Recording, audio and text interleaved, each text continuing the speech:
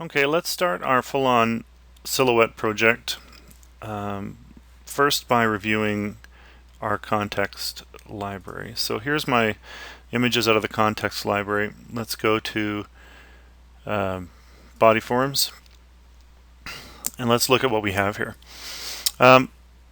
These are some of the images that we've gone over. And they are strange images. They're not necessarily character, creature, or anything, but they're images that suggest sort of the basic building blocks of body form that I'm going to try and keep in mind as I develop my character in the silhouette process. The one I really like is this hippo. Let's just move that over here. This hippo here, there's something about this shape that I really like. And when you look at this form, this wide upper section and this sort of indentation, I see shoulders and hips. I don't really see a mouth here, and I really love all of this beautiful texture, this sort of gelatinous gum material that that just makes up his mouth. And sort of this is a beautiful shape. I don't want to be in there. I certainly don't want to be chomped by that. But what I find fascinating is I'm drawn to the largest shapes in this form, and we've discussed this before in our Photoshop exploration of these images. Here's one you might want to try working with in creating an alien in the way we would describe in that symmetry fashion. But I'm going to use this to develop some silhouettes that I think are going to be pretty fun. We have nuts. We've got horse forms here suggested by sticks of wood. We've got beads and seeds. I mean, when I look at this, you pick a single element out of this image, a single bead, but you see, or bean, sorry. There's something about that shape, that ovoid shape, that egg form, the texture in here that's very interesting. There's something about these seed shapes that I find compelling in terms of a body formation. As part of my exploration into sort of life forming, I want to bring elements from everywhere, and I like the shell form. I like the grow lines in the shell form, the structure and the way it grows, the way this was a living thing, like the nails are on our fingers, and how this is developed from essentially an internal root of the animal out around the animal. It's a very cool and compelling process biologically, but also in terms of form, very beautiful looking shape. We want to keep in mind things that influence the development of body forms, and one of those is landscape. What works best in this landscape? And some of those decisions come from our experience with biology, our what we observe in animals and in nature in terms of how they walk and on what places they do best, what formations of the land that they are most successful in inhabiting and things like that. And you see these pits in the sand that one, it's a very compelling image in terms of how our character may live. A body form that may fit into these holes depending on its scale or depending on how large we decide to make the pits it lives in, or caves, for example. These elements of pitting might also be brought into the body form in terms of a detail. And the fact that something lives in here kind of compels me to think, I might want to consider bringing pits into the back of my character. And I've done this before where young might live. So it's just a thought process. And it's not necessarily about the fact that this is a landscape, but it's what this landscape leads me to think. That's important. And how can I bring those thoughts into the form as I create it? So yeah, we want to keep all that in mind as we go. This pear skin, I like this as a coloration and skin texture. I've used it before, but again, it gets me thinking about final finishes. Even at this early stage, I want that in my brain. This one always gets me. Walnuts. And the fact that it has a seam, the fact that it's a hard shell and a soft interior, There's some bulbous brain-like shapes, glandular type shapes in this nut that I find very interesting, and I may bring this nut form into some of the body shapes as well. I love this mushroom texture and the fact that it is a fur. Let's keep this in mind. For example, as this is broken up, or as this has grown and gotten, fat with moisture and basically, spread open, it's stretched and separated. It's this sort of fur and skin-like texture. So we want to keep that in mind. It's like stretched out of its fibrous shell, almost, right? But it's a very cool shape. And of course, this guy, love this dude. This is actually a mollusk. And just look at that thing. I mean, it's an alien unto itself.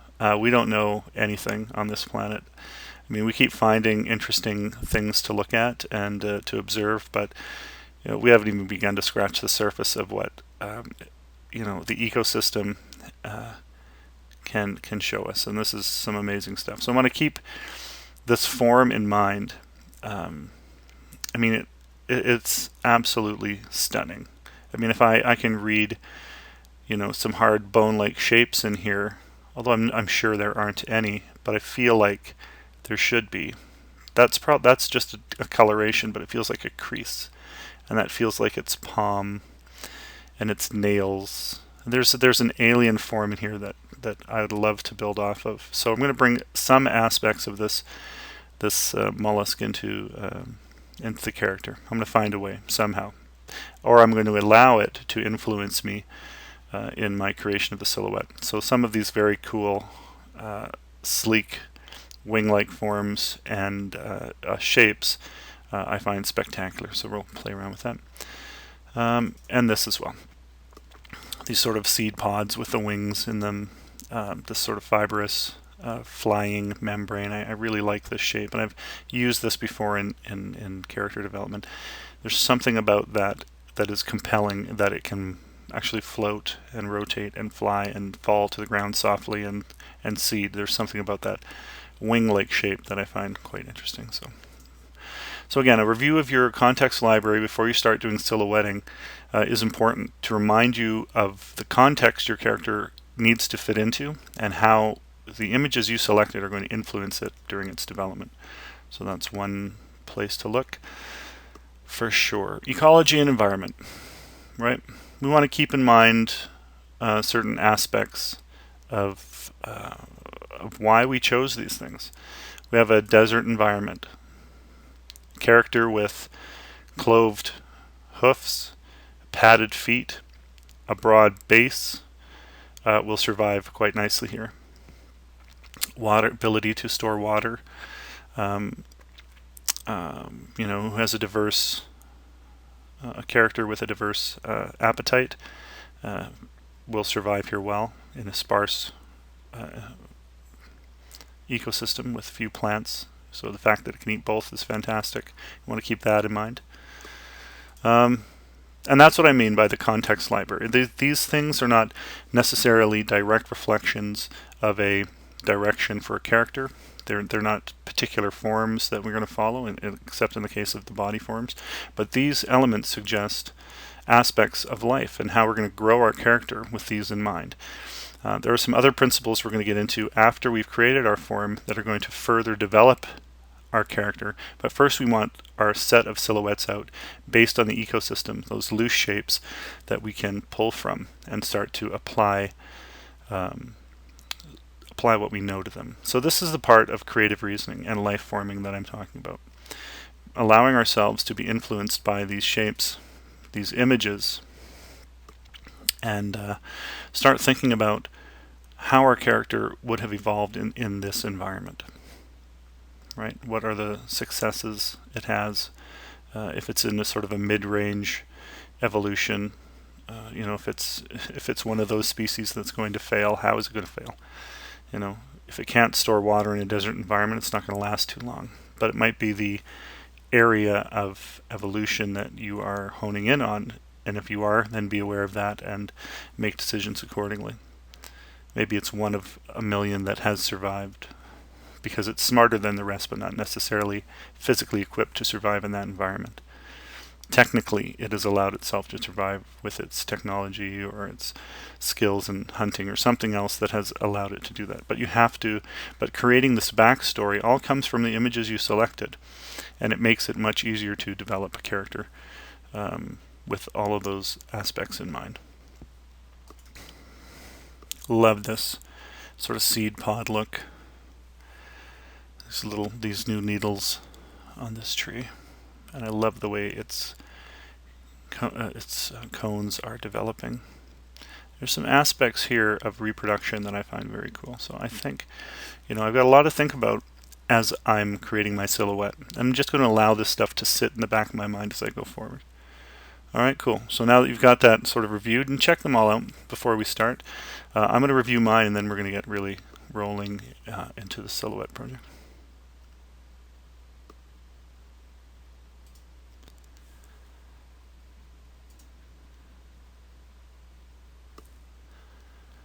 All right, I'm just going to start ZBrush now.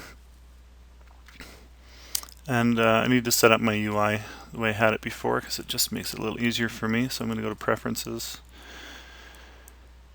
Custom UI. Oh, I'm sorry, not Custom UI. Configuration, Load UI. I'm going to find my startup.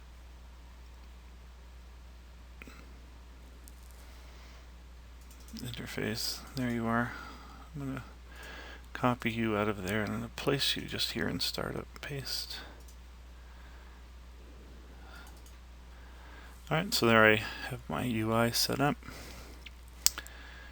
And I'm going to Preferences, I'm going to save that UI config. Save UI. Save. Yes. Okay. So here we are. Now I want you to just recall that we did earlier set up our live silhouette Z project. So here it is ready to start. Once you've spent some time and created your 10 or more silhouettes over this week, and I'm sure we can all get more than 10 done, I want you to store those in the appropriate section of our file structure created earlier in the program.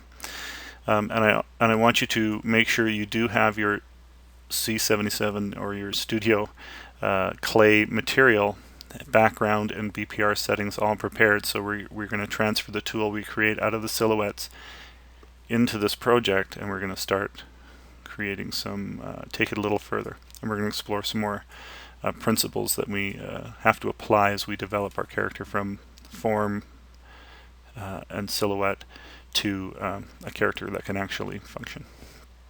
Alright, so let's pop into Live Silhouette. Here's our silhouette project. Background's gray, object is black. We're ready to rock and roll.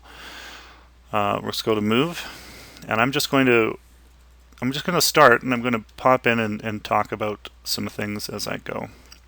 And I may blank out a little, as I tend to do when I'm sculpting. I get a little slack-jawed and don't think about anything or say anything while I sculpt. It's all internalized decision making, and I'm going to do my best to speak while I sculpt so you can see what I'm thinking. And hopefully this helps you in determining a direction for your silhouettes as well. Alright, big breath, here we go. Alright, so we're going to pull this down. And one of the things that you've noticed with the last few examples is I always pull straight down. I always create that teardrop shape because that triangular composition allows me to distribute weight. And you can make this bipedal. I am for sure making mine a bipedal form.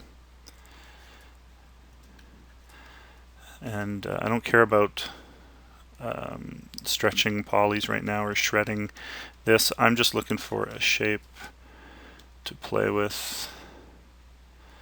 And I know, see, and there's that. I really am excited to actually try making that work. This is that form that we talked about from the hippo.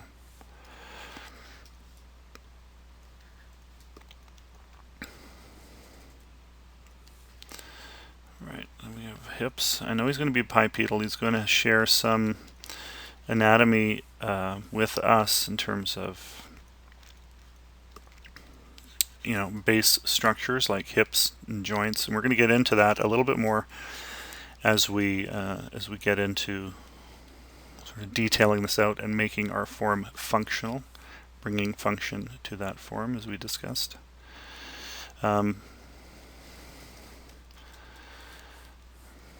Right, let's go to inflate. There we are.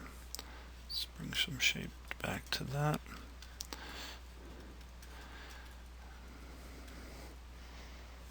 Right, and let's go back to move, and let's move these out here.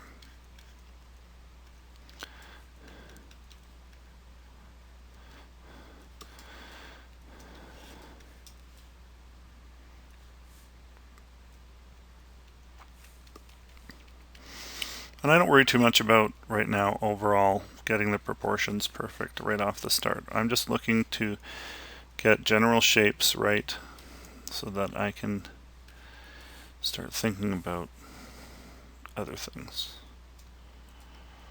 I want that form, that general silhouette, top, bottom, back and front to read. And we're going to do a little exploring as well.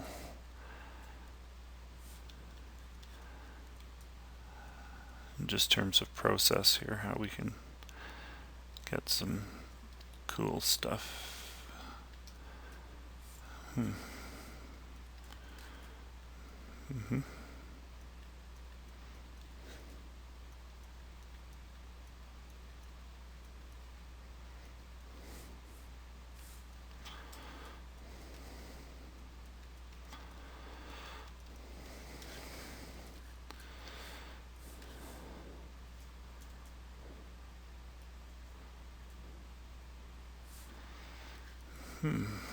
Interesting.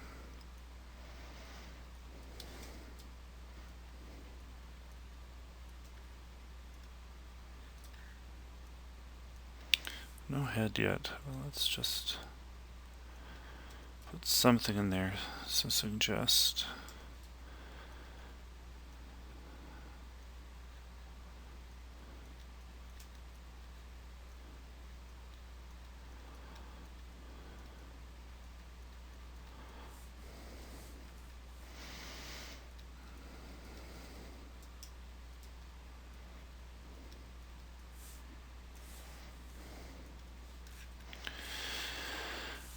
And you know, and be prepared that this is going to stay ugly for a little while.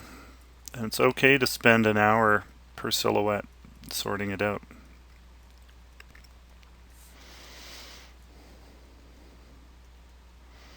Now we'll just try and balance that off a little bit with something here.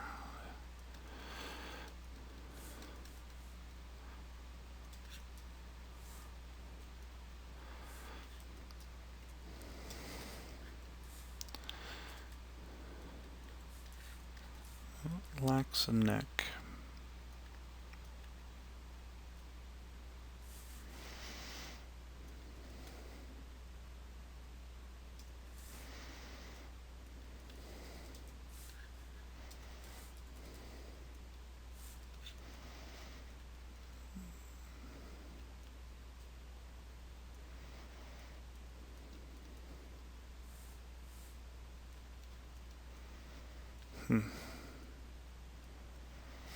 Right, yeah, I'm just getting into my head a little bit. I'm just thinking about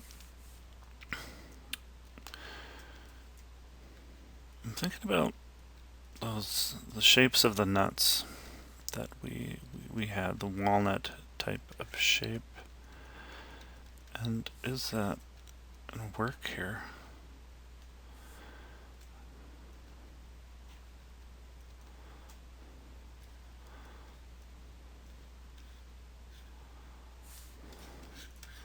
We have a arid, sandy environment. Lack of water. The hump might be more pronounced. Well, I have a certain aesthetic that I'm trying to fit to because I have other projects going on right now that also kind of drive some decision making here.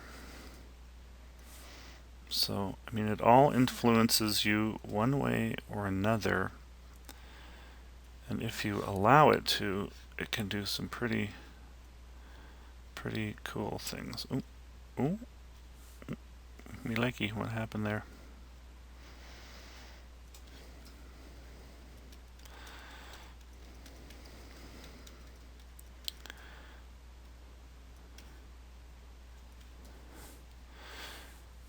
Let's bring some form to this. So we're going to bring a little bit of length to that. Now you can see we're starting to see some interesting stuff happening off. I don't know that this will end up having a hip in the traditional sense of a hip, but this point is a great indicator of a change in form, and also delineates the end of the torso and abdomen and indicates a joint. So that hard edge adjustment lets us read that as a leg. That sort of works. We're going to leave that for now. Let's play around with what this head is. Let's look at this from a slightly different angle. Now our character that we drew in Photoshop had that blade at the top of the head, and I think that's where, really this is all kind of being driven from. And I don't mind that at all. That entire exploration is a valid exploration into character development. If it influences you in the silhouette generating, go for it. We created those exercises and did the work for a reason, so that it frees us up and we find some original shapes and forms that we can build off of. Go for it. There's no reason not to do that.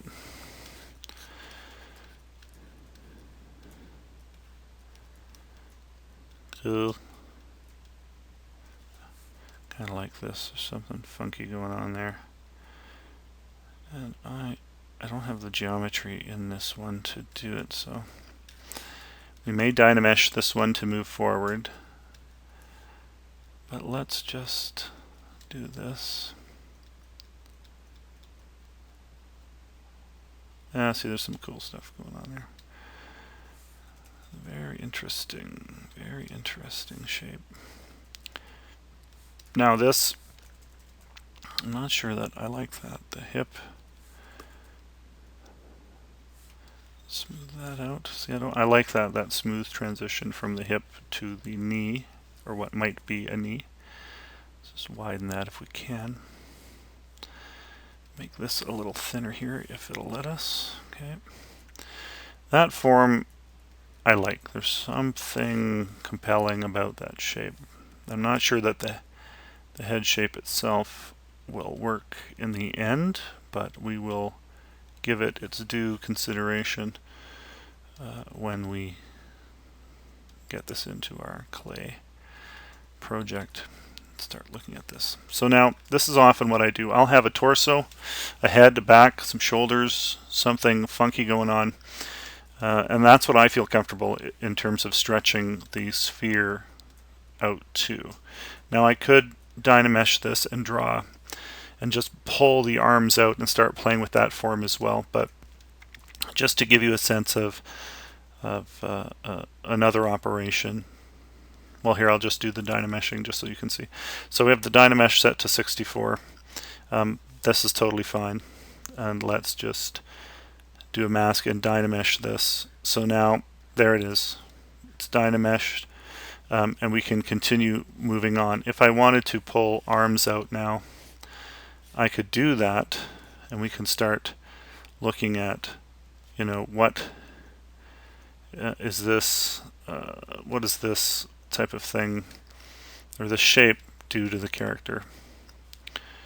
How do we start to address the character form just by pulling these out? So that's one way to do that. We can certainly pull these shapes out and start to discuss you know, how do we make this into more of into a character we know fits the context library. It's going to need fingers for sure, but we'll leave that for further detail. The overall silhouette, pretty cool. It's going to work out. There's something there that that reads very nicely. Definitely bipedal. It's going to have a different walking structure with this type of flapped leg at the bottom, or we may have to add an element here that will allow it to walk. It seems intelligent. It has, you know, human proportions ish that, you know, give it a sense of interest. It has this curved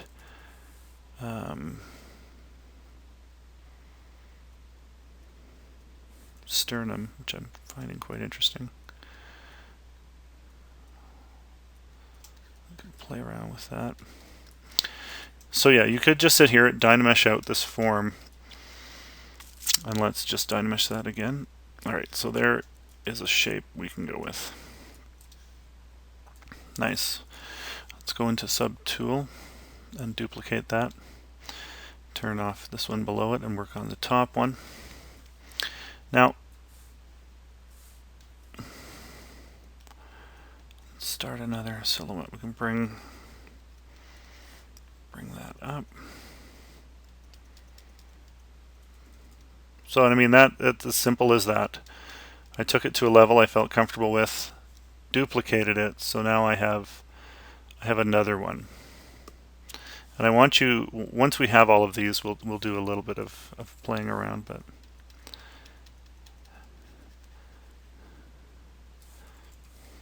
let's move this around a bit.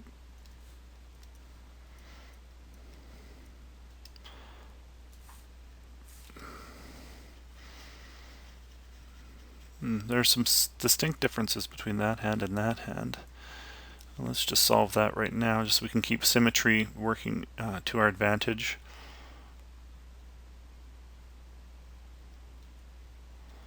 Let's go down to geometry and into modify topology, and let's mirror and weld.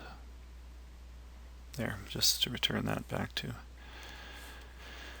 a more positive feel. And then let's continue on here. So our first one is there, and this is our second one, which we are going to play with. All right, let's get the inflate in here and see. Let's build some mass into these sections that read in other silhouette. Now, there's a reason why I call this live silhouette. It's because we can really take advantage of our ability to read the silhouette in so many different locations and so many different shapes, right? We're not bound by topology. We're just exploring ideas, and that's what I think is one of the super aspects of this process. You forget about all of it and just have fun making stuff. Oh, don't even mind that. Don't know what the heck's going on in there in terms of the geometry, but there's some interesting textures happening. Alright, let's check out move. Let's pull the little elbow into that.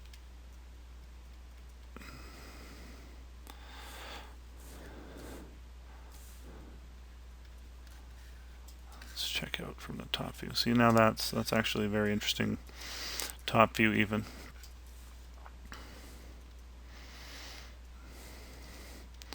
It's getting to look a little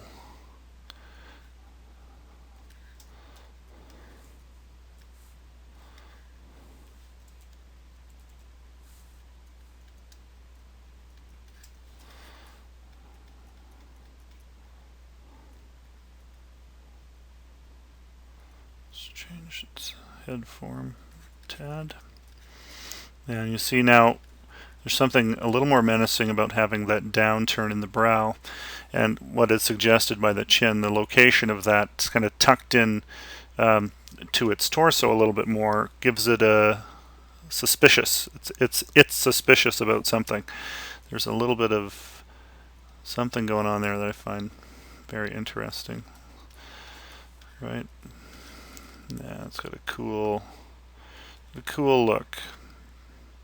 So you can see too in the silhouette that there's a break right there of these two forms, and we're going to have to reconcile that in the actual sculpture afterward. But it makes for a very interesting shape. Now I know that's the leg, but let's... Or was it? No, that was the back. Cool. Okay, so there's something even more interesting going on here now in the silhouette. Let's draw this section back. So it's got cool little pincer pointer type things. Alright, I'm going to Dynamesh that one more time because I'm going to pull... Oh. Now I can mask certain sections, which I'm going to just by eye just mask that because it doesn't really matter. I just don't want to affect it too much here. So I've got two elements coming up here.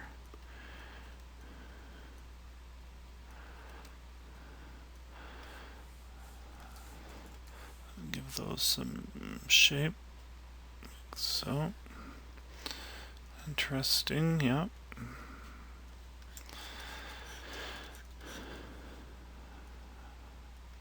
Not sure what that is. Let's just smooth those out and do a little bit of a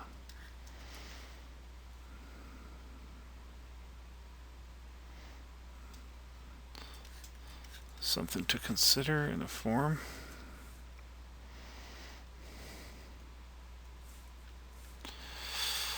Cool.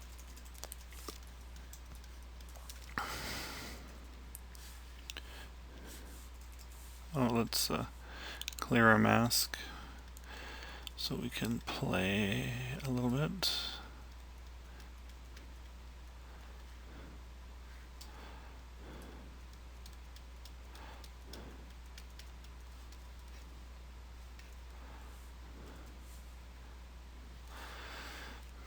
Let's do some inflating here. Now, when we're playing around with slim forms like this, just the little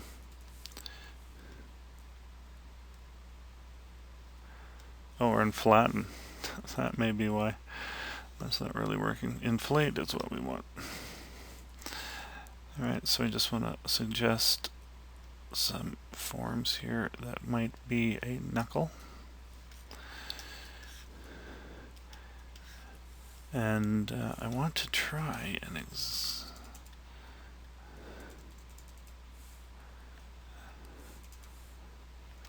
exaggerate some other features here. Let's go back to move and pull this out. So what I'm really thinking about here is, let's just mask out portions of this leg. Now I can't see what I'm masking out really exactly, but I know that I'm affecting the shape a little bit. And it doesn't really matter at this stage.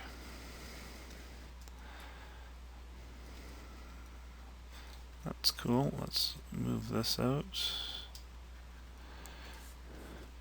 There's something fun about that form that I like. Let's smooth it out and see what we can maybe turn that into afterward. Oh yeah. Yeah. Yeah, and I get, you know what, I get a sense of what the character is really going to be like. And after a while, you know, I'm starting to think about, okay, well, there's a guy, there's a character, you know, that doesn't clearly have a defined finger here. It's got to be able to feed itself. Well, how does it feed itself? Well, it's going to kill something, and it's going to pass that food to these smaller digits, and it's going to feed itself here. Right? It needs to have a way. I mean, our arms are proportioned, jointed, and have been created for a purpose, and one of those purposes is to feed ourselves, to bring food up to our mouth. So, you know, it's one of our basic survival instincts to eat, and we have to be able to get food to our into our body. So, can this figure, this character, achieve the same things? You know, so it, you know, despite its funky shapes here, and it's getting stranger by the second. You know, are we really, is it really able to function? And those questions, and they're okay to ask those kind of questions now. In fact, this is what this whole exploration is about. Let's close that gap up a little bit and just make that shape a little more interesting. So yeah, I mean, that's kind of cool. It's fun. I'll have to see if that is actually going to work in the end. All right, well, there's another one that I think we can stop on for the time being. Just play a little bit more. There's aspects of this that I really like. Now, there's one. Let's turn on this one. Oh, look, another new shape. Oh yes, there's a cool structure in there. There's something funky going on. Let's turn that one off. And let's duplicate that. Turn that one off, and then let's go back and smooth out some areas, and let's try something new. Let's turn this down to 32, and let's redynamesh and make it a little smaller so we can actually smooth this out a little bit more. Let's try something else here as well. Oh, look at its wee little arm thingies. Let's eliminate those. Smooth that right out. Smooth it out to oblivion. Keep smoothing. Dynamesh. Well, that'll get rid of that all on its own.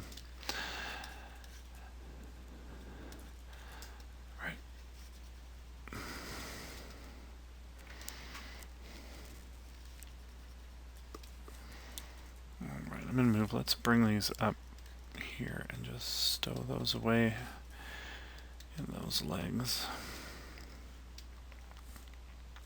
Let's push them right inside the body if we can.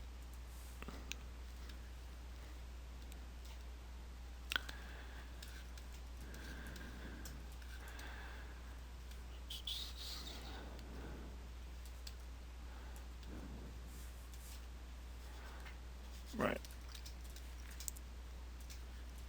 We won't know if that is successful till we turn on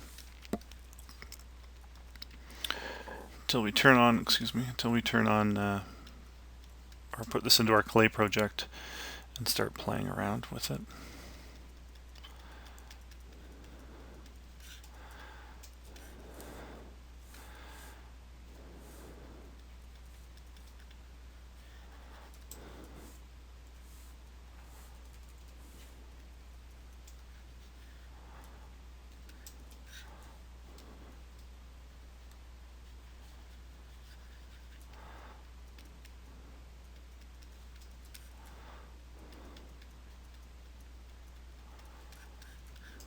Alright, let's just pause there for a second. And we want to file, save as. This is our live silhouette project. We don't want to save over our old one, but let's go to our desktop and find our folder with all of our file structures in there. So our main projects folder. And this is our C77 project, or your name of the project as we've described in how to create this setup. And we want to go into, where do you want to go to? Z projects, and we want to just put in live silhouette and number this as 1 and just save. Alright, that's going to save this project under our file structure. It'll be available to us every time. And let's keep playing. We need 10 or more of these.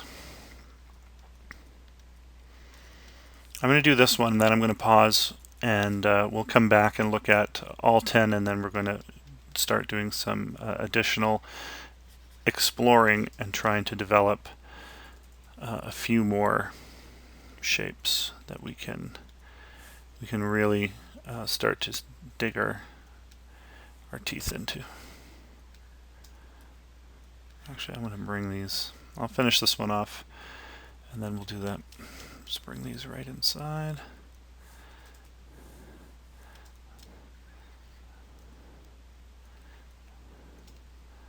I remember the horse images that were done in wood, and I kind of like that open aspect of them. I'm wondering if I can't create a similar feel here just by bringing in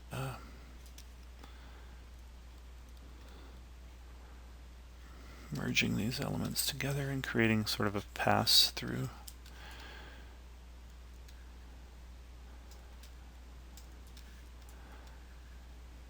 It's an interesting shape. It does change things, doesn't it?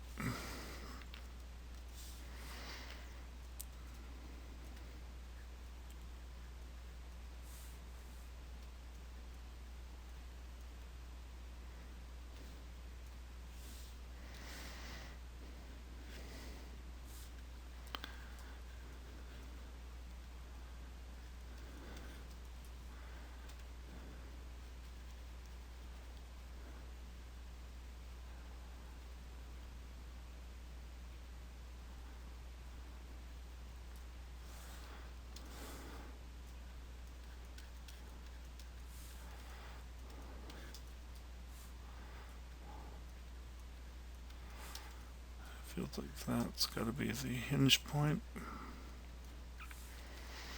Yeah, and I'm just thinking, how's this character going to walk? You know, with these strange looking limbs that we're developing here, how is it going to walk? Right now it's super thin. We've got to move. Well, actually, sorry. Let's just Dynamesh that, and then let's move this out.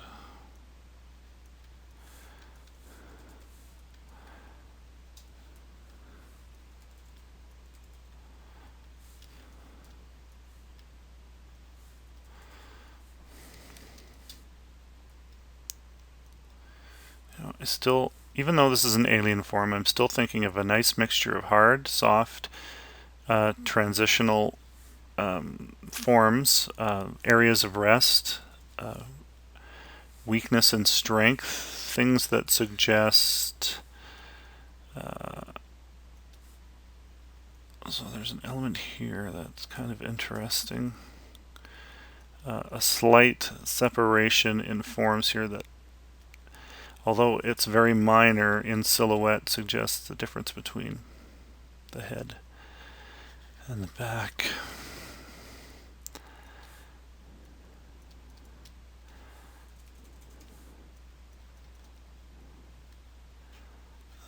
Could be fun. And again, like you never know, you know, this as much as creates a cool silhouette, it also creates a lot of questions that we're going to have to answer in the anatomy. So, but you can't be afraid of how strange it's getting, because we're going to be working off of a foundation of more simplified anatomical principles at the initial stages that are going to allow us to answer those questions a little bit faster and sort of with a broader base of understanding of what we're going to achieve, or what we're going to try to achieve, and then we can build up the complexity. So again, we're moving from simplicity to complexity, as we've described earlier in the course with our Photoshop session. Let's do some inflating, because that is just weird. Okay, strange and interesting. I'm really liking that shape. Something has to be done here, though. There's a proportion that's not working for me. If those are its hips, that's its torso. I'm going to want this brought up here. I want more length in the back. He has to be flexible. There's a proportional issue that's required to allow us to twist and move. We have to be able to compress. We need areas in our bodies that we can compress to allow us to move. So we have to give ourselves and our characters some space to do that. Piling the joints one on top of another at this stage will make it very difficult to sell the idea that it can compress in those areas where it's required. Let's go to inflate. Just beef these up. They were looking a little bit weak in those other views. I like that open structure. Kind of, again, going to be interesting to try and make this realistic. Fun, weird, but fun. Let's move that down just a tad, just to create a little break. I don't mind that. I like to mimic this jut out here in the leg. Now, this sort of area, how is he going to walk on something like that? Now, that could be an turned over finger form that we could work on. There's something cool about that shape that I don't mind.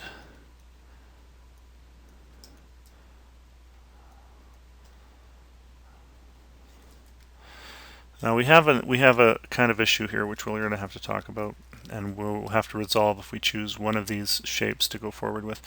You've got a very packed muscular area. We have a thin joint like our knee, but then we have a big form here. Now, can this form drive this form? There's a lot of weight on the end of this limb, right? Everything slims down, as we discussed, from a large thigh, for example, down to a thinner knee, a slightly larger calf, but it all tapers to a point, to thin objects, for a couple of reasons. Just engineering-wise, you want thin, light objects, or let's not say thin objects, but you want to have lighter objects at the end of that structure, so that there isn't a lot of mass and weight at the end, which is going to be difficult to move when it's outstretched. It's easier on your joints. Mechanically, it's much easier to move. It's like a backhoe or something like that. It really is just everything gets smaller and lighter. So how does this foot work? If we decide to go with that, how do you reconcile the fact that it's so large? Well, to be on the safe side and to make sure this works, I'm going to shrink it down just to align my silhouette with those principles of tapering. So let's just grab this. Let's go to mask, rectangle, and let's just mask off everything to there. Let's go to scale, and let's scale those down, even though I like the form, okay, and the proportion's cool. There's no reason not to try and scale it to see if it will work. And it's getting more and more interesting, getting better. It's got to come up a little bit. Now, this view works. It's not as wide as this. There's a clear tapering, although this is still large. This view, not so much. We've got a width issue here, and it's beginning to looking blocky, as I had suggested in our last session talking about balance. So how do I reconcile that? Well, let's leave everything masked, and let's go into move, which we're in, sorry, and let's bring those forward. And then let's bring this down even more. And see, does that help us? Well, the taper helps us. That triangular form helps us. Still like this. I still have my turned under claw-like element. Are those hips? I don't know what those are yet, but there's something cool going on there. Let's unmask that. And then let's bring that down. Let's bring this section up to fill in the silhouette. Bring this stuff over. I do want to see it, so let's do that. And if it is a hip form, that is certainly strange, but let's just bring it out and curl it in.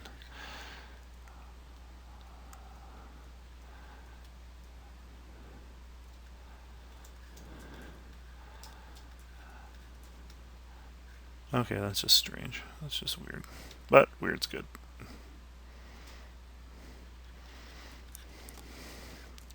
Okay, now let's look at this from top and bottom. That's a pretty blocky shape. There's nothing really exciting going on in that form. Now, it's not necessarily a bad thing because there's lots of other movement going on, but let's bring some triangular proportions to that, and then I'm gonna, this seems blocky to me. I want to taper it. I like the length of it. Now I've suggested a head here, very lightly. There is a form that might be a head. Does that work? It's a long character. It's got forward momentum. Taper is nice.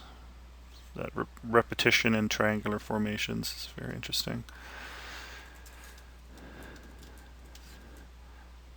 Let's pop that up. Does that help? Nah, see, that changes the feeling of it. I like this sort of shrunken posture there. I just have to, you know what, it might be just safe to leave it.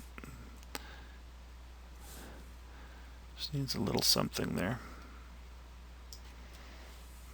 Is it here that's bothering? No, that's not it. Is it there?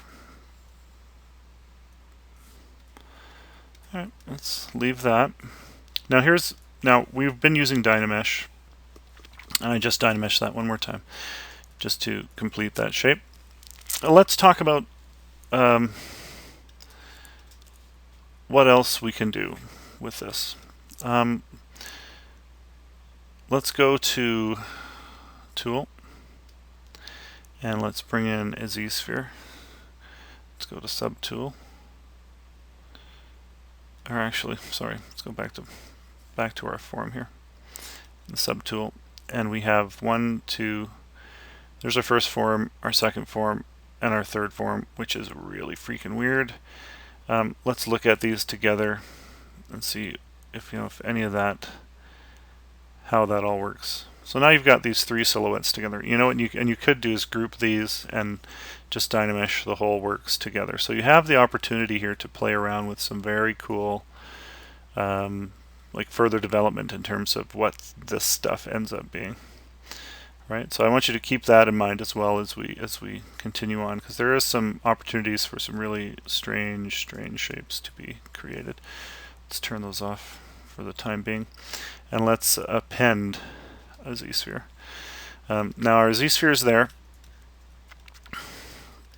and let's grab it. Let's take X off and go to Move.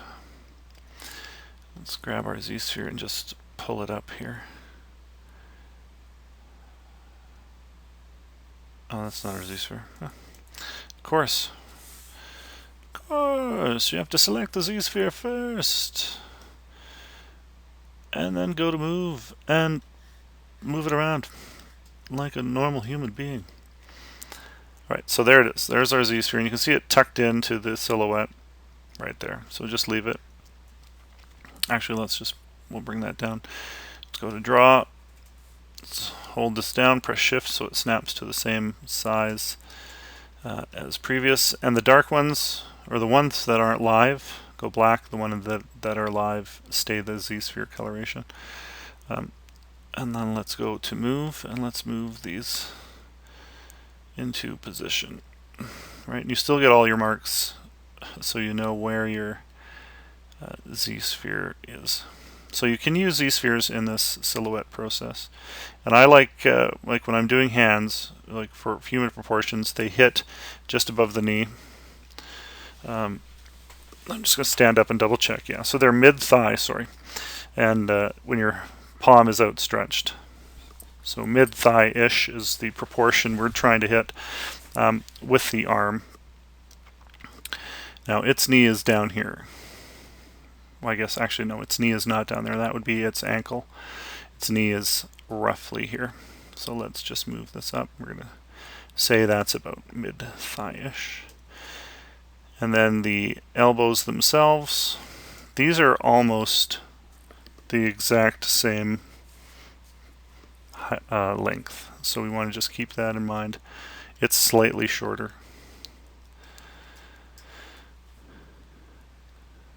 And we're not quite there, let's say, like that. So if that were human proportions, however we decide to develop the rest of the arm, that would be it. So I'm going to do some drawing here. I'm going to put one here as a wrist, and then we're going to move it. And everyone's thinking, well, how the hell is he working in black? How does he know where to tap? It's just experience. I know that's a Z-sphere chain. I know it's full of Z-spheres. I could tap anywhere and make a new Z-sphere when I'm in draw mode. And when I'm in move mode, I have all these other line indicators to help me select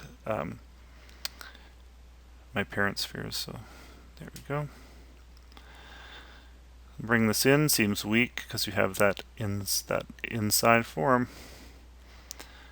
You're making yourself look bigger when you do this. That is something that we do to make ourselves look bigger, feel stronger. Does that fit the character? We're middle of the road. I'm neutral. I'm chaotic evil. You know, where do you start? Well, I'm just going to, I want gesture here, so I want a break in the straight line. I'm going to go out like this just for now. And we'll place this roughly where I think if its head's here, its shoulders are really, really high. I wonder if that works. Does that work? It's odd, you know, but it does kind of feel right. And then we can bring in some more finer forms. So if we're talking about fingers and things like that, let's just activate that sphere and let's go into draw mode and let's just draw some shapes here. Let's do 3. Oh, sorry. Let's do 3 like that. And then off of that, let's do a couple more like so. And then let's go to move. Let's pull these ones out like that and just create enough of a shape that we have an indicator or indication of some fingers. Because it doesn't really matter how big these are, how ugly they are right now. We just want some forms there to play with. Let's take that one and move it this way, like so. Alright, let's draw. So we need knuckle, knuckle, knuckle, knuckle, knuckle, knuckle.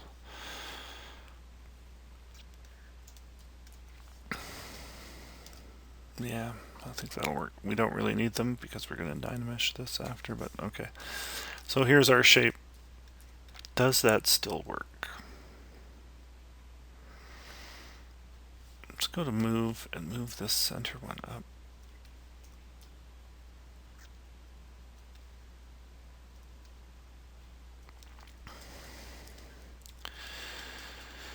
Yeah, you know what? That'll be a fine start for a hand. I'm going to leave the thumb off for now. We can address that at excuse me. We can address that in a moment. So you know that that's a Z-sphere. Let's go down to adaptive skin, or pardon me, yeah, adaptive skin, and just press make adaptive skin. And that's going to add an adaptive skin to the tool menu. And let's just go here into subtools and append that skin. And then let's turn off our Z-spheres. Let's activate that, turn off the Z-spheres, and basically that's what we have. And we can go to move and we can start kind of playing around with this shape. shrinking it and playing with it and putting some gestures in there. We can stretch the crap out of it if we want. We have a indication of a wrist-like form. We can start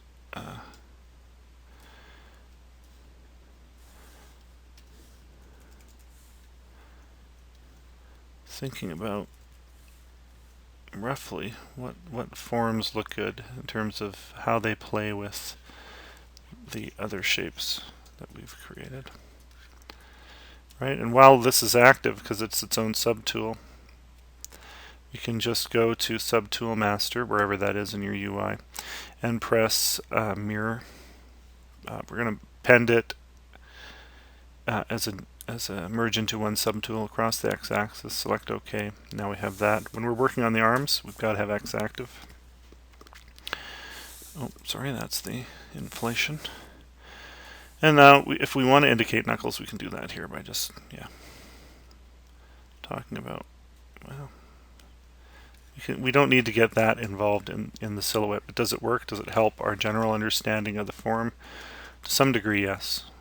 But if we want to be careful how we dynamesh, because those may be stuck together. If we decide to dynamesh, we'll just thin those out. The thinner, the creepier, in my estimation. Right, so I don't mind that so far. I just want to compare differences here.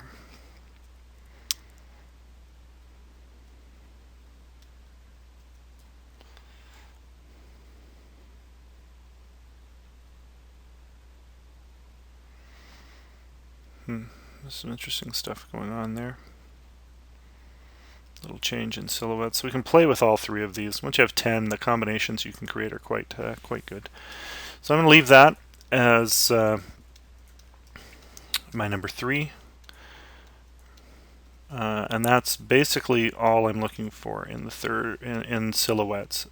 Something that is appealing. We can use Z-spheres to create those shapes.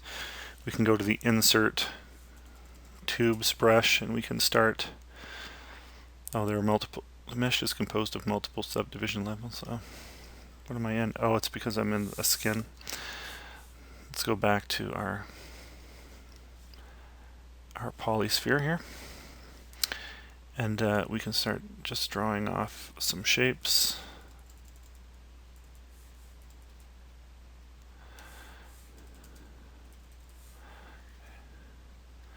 Just start playing with stuff that looks cool.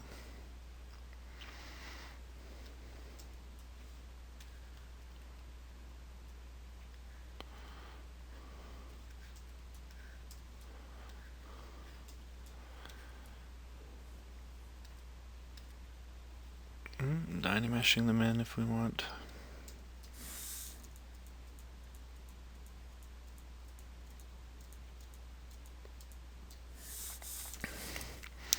We should have had an X active if we're going to try that out. Does that help us?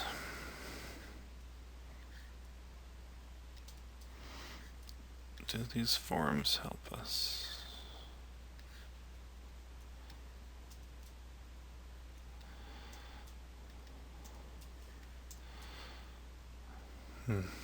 I'll think on that a little bit.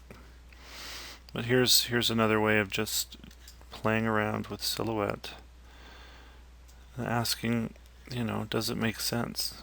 Is any of the shapes we're getting, are they helpful?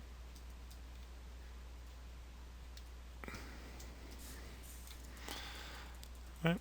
You can play and check and look and be a little bit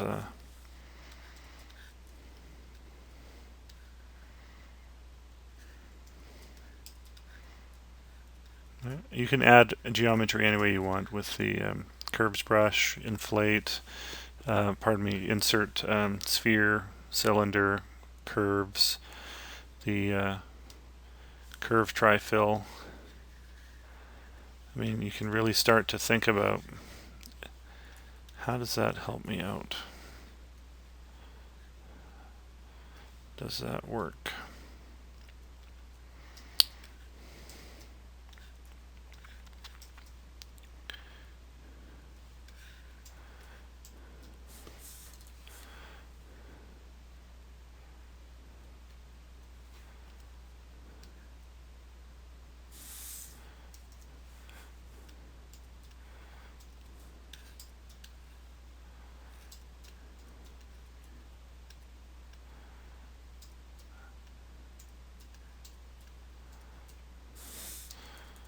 Yep.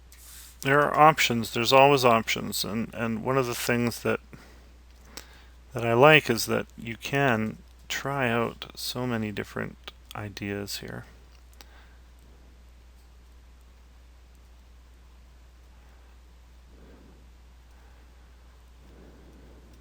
I'll let the computer catch up. So the possibility to create some pretty fantastic stuff exists. So I'd give it a go and see what you can come up with. Cool. So I want you to take your time, make 10 and or more, all on the page or all as subtools. I want you to start looking at mixing these and creating different silhouettes. You can clone, collapse, and generate whole new silhouettes from all of those 10 and create a pile that you feel comfortable with. And I'd like you, as part of the week 2 session, to select 2 to move forward with, and we'll go from there. I'm going to work on the rest of mine, and we'll share them next week and see how it goes. There you are. Love that brush, curved trifill. Very cool.